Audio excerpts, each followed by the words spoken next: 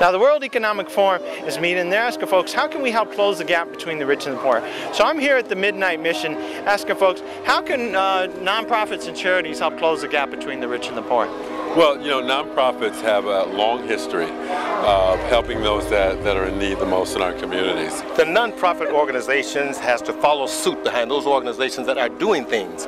And we have sort of rich folk organizations that are out there performing functions such as we're doing right here. If we can follow behind them and do some of the basic same things, I think that people will understand why we're out here, and that'll sort of bridge the gap, and they won't be concerned about whether they're rich or poor, but rather whether or not they're doing the right thing. I believe that nonprofits and charities can bridge that gap by putting on love.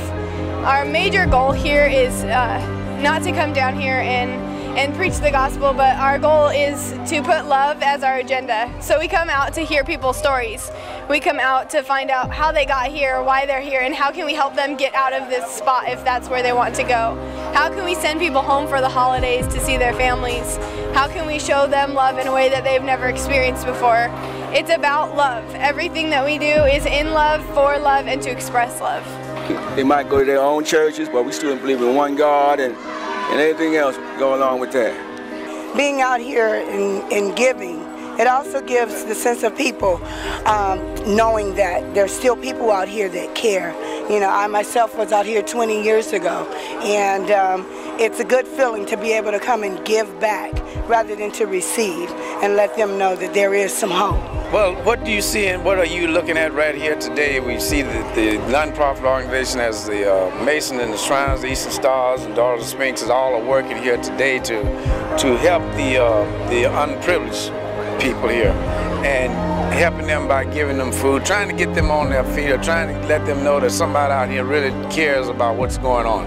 And if we can do this, and all the other organizations will do this, I think that some of this problem that we're having today probably wouldn't even exist. Bring God to their lives, and that's about it.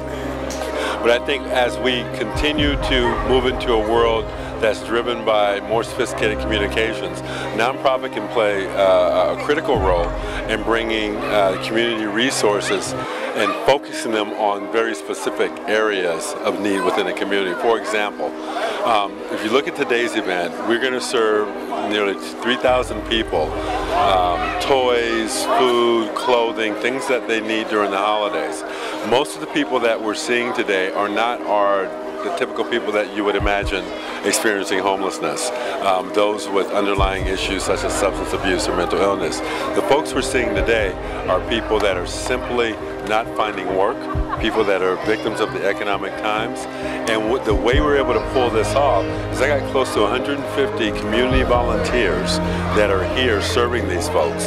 What does that mean? That means that I've got hands on deck to do what I need to do today, but more importantly, I now have individuals that are aware of this plight going back into their communities. I think there's a significant role for nonprofits to help build the bridge of communication, of resource allocation between those that have and those that do not. So in closing, is there any last minute things you'd like to say to the viewers? Yeah, I think it's important that people realize that we share this space together, and while my vision may be things are okay, in many places in our country and around the world things are not okay. And I do believe that we all have a responsibility to help those that we can. And every little bit counts. We don't have to solve the problem today, but if we're all working towards it, a solution is imminent. I think the only thing that is left to say is to do something outside of yourself and understand that being blissfully unaware is not the way to live, but you want to live knowing that there's situations like this that need help, that need love, and that need compassion. We'd like to have all the other organizations that are similar to us as far as Masons and Eastern Stars join in. Do the same things that they see us doing, and we can continue to enforce by precept and example some type of obedience to the tenets of this order. So sir, if people were wanting to contact you and your organization, how would they do that? They could look us up on our website. We are the Most Worshipful Sons of Light Grand Lodge and Queen Ada Grand Chapter. They can reach us at mwsolgl.org, or they can call us at area code 323 231-5555. And we are the Most Worshipful Sons of Light Grand Lodge and Queen Ada Grand Chapter, where the Honorable Floyd C. McMillan is our Grand Master. If people were wanting to contact you at your particular nonprofit or charity, how would they do that?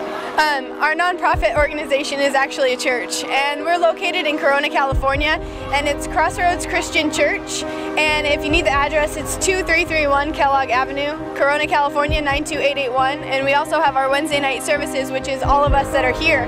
Our Wednesday night services are for young adults, which is our Crossroads community, and it's called Generate. So they can go online at www.generatelife.com for more information if needed.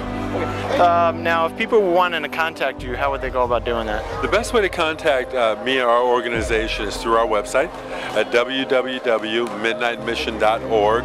There you'll have a variety of contact information and learn what we're doing to help our community. Okay, so in closing, this is Brian McKeon talking to you.